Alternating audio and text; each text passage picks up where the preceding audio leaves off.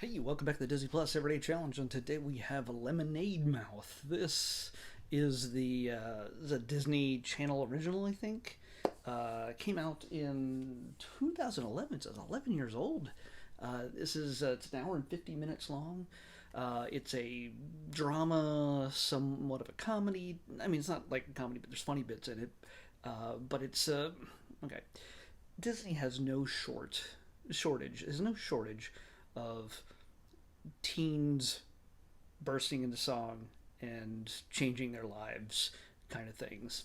In this case, though, unlike High School Musical or Teen Beach or all the other ones where they do all the song and dance, Camp Rock, things like that. This one, they're actually a band.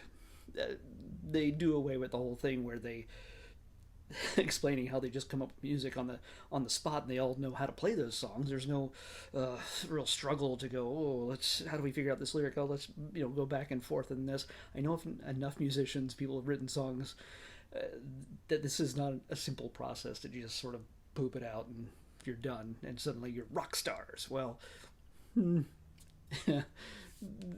they do away with the logistics, and these kids get right to it for the most part. They meet in detention in a school run by Christopher McDonald, if you know that name. It means you've seen Happy Gilmore. Christopher McDonald is a character actor who is honestly has a long resume, and he's been in just about everything. But he notoriously plays douchey authority figures. Happy Gilmore, he was Shooter McGavin, and I wish I could explain to you all the other places he's shown up. I can't remember all of them, but that's one of his most notorious characters. But I'm sure he's a pleasant enough man. But in this, he plays that character type to a hilt. He's the principal who's all about authority and making sure that everybody does exactly what he says.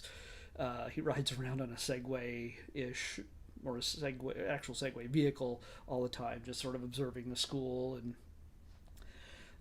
yeah, doesn't take any threats to his authority well.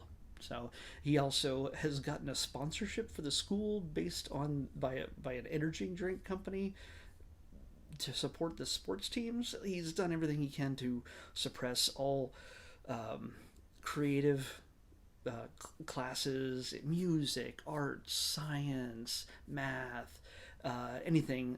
They all get pushed down in the basement, apparently, right along with the detention uh, offices, where the music teacher has been sentenced to oversee these detention kids in detention. In this one specific day, just five are in detention, and it's our five main characters who make up the band Lemonade Mouth. Yes, it's a very strange name.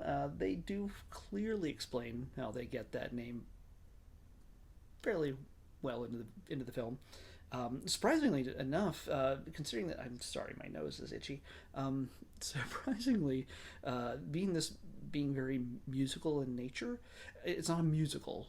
It There are music numbers throughout this, but the first time you ever hear any music, we're about 20 minutes in. Usually, movies like this start off with a pretty solid, like, music number, like within the first 5-10 minutes at least. I don't know if the theme song really counts. And honestly, all this is really told in flashback by one of the main characters, played by Bridget. Mendler. Bridget Mendler, you might know her from Good Luck Charlie. She's been in a bunch of other stuff, but she's the main character in Good Luck Charlie. I can't remember the name of that. I've seen the Christmas one in the series and stuff like that. We've talked about this in previous episodes. But you want to know what kind of music Lemonade Mouth sounds like? Well, it sounds like music that came out in 2011. It sounds like the Taylor Swift generation of music, and at first you think, oh, she's just the lead. She's just the lead singer because everybody else seems to have an instrument in their hands. She just has songwriting capability and a voice, and she comes off as very much a Taylor Swift type.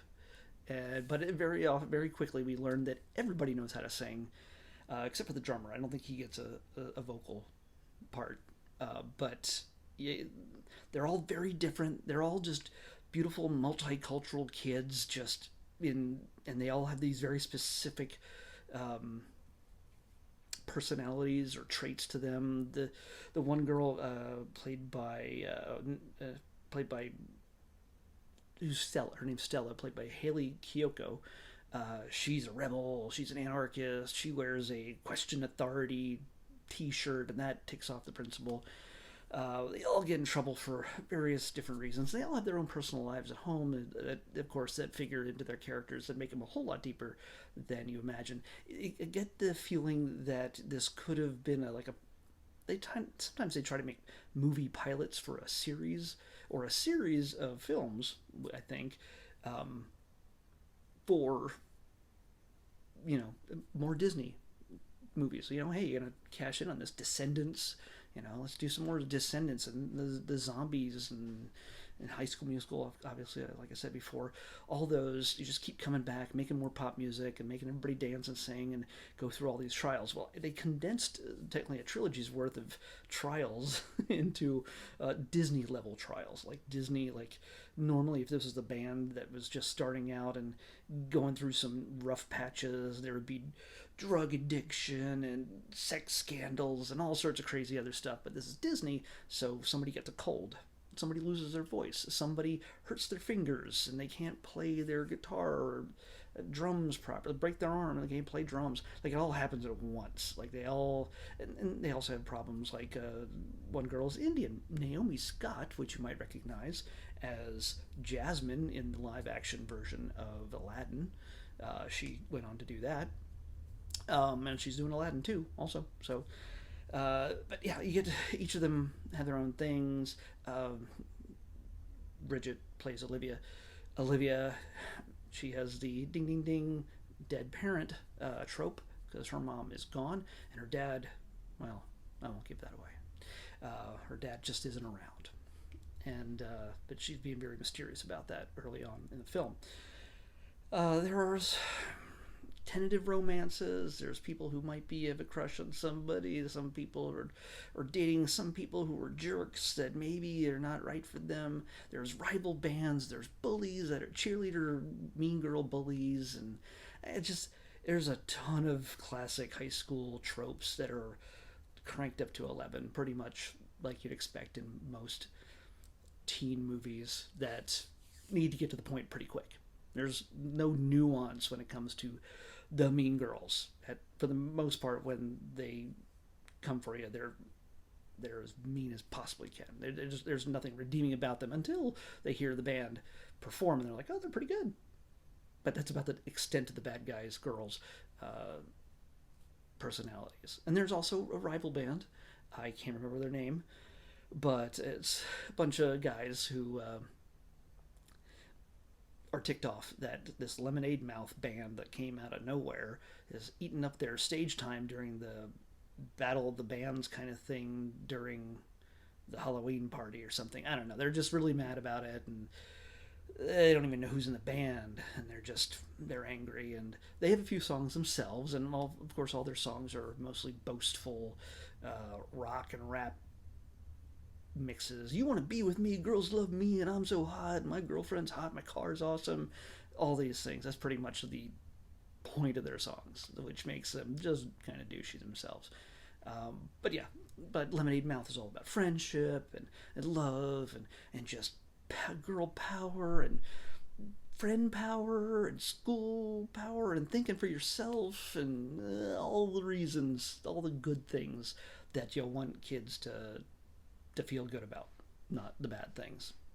So the songs are good. They're all right. I mean, it's not the kind of stuff I turn on myself. But if you like the Taylor Swift era realm of music from that 2011 period, you might probably get a kick out of this. I mean, it's not. It's like I said. It's. I'm assuming that these are the actual actors' voices. I don't know. I don't know. Obviously, they didn't write their own songs. There's people who make these songs for this movie, and they tap into the whatever the style is at the time.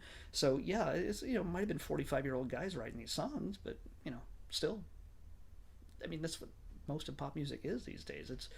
It's a bunch of older people writing songs for teenagers to perform to other teenagers. That's the truth. That's the way it is. So yeah, it's a little ham-fisted at times. It's it's got its fun moments, and you root for them. You root for them. The kids are appealing, I guess. I mean, that's how you want to put it. They're not obnoxious like our main characters.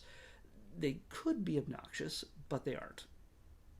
They could be like weirdly unsympathetic. Sometimes they create characters that are just a little too obnoxious, and you just like, okay, well, you get it. You're in love, or you got a crush that you can't talk about, or you're an anarchist. Like, they don't take it too far, but also at the same time, like the anarchist girl, she's like Stella. She's you'd be if in real life. I don't know if she'd really go for the whole pop music kind of thing. I just she'd be a little bit more hardcore. I think. I don't know. Nobody's changing the world with Taylor Swift pop tunes, except for Taylor Swift, of course. So yeah, it's it's a good cast.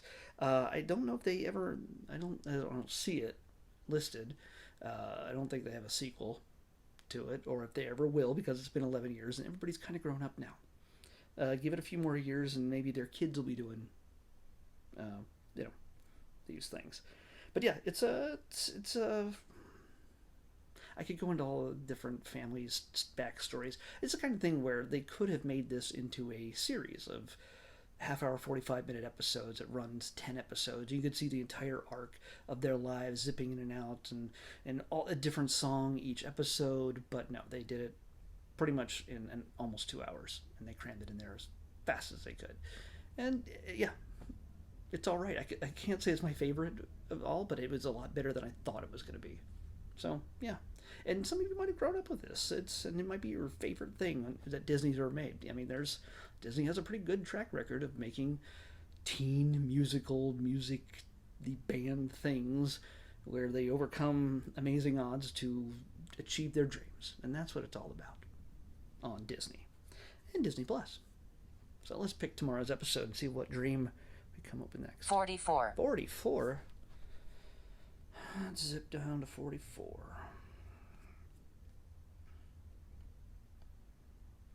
Overshot it. Okay. We're back to documentaries again, or reality series, or whatever it is. I don't know what this is. These could be shorts, or they could be full-on episodes. I don't know. I think it's a series, if nothing else. However long they are, I have no idea, but we'll find out. We're going to watch Best Job Ever. It's a Nat Geo series, apparently. Best Job Ever. That's what we're watching next on the Disney Plus Everyday Challenge. See you back here tomorrow.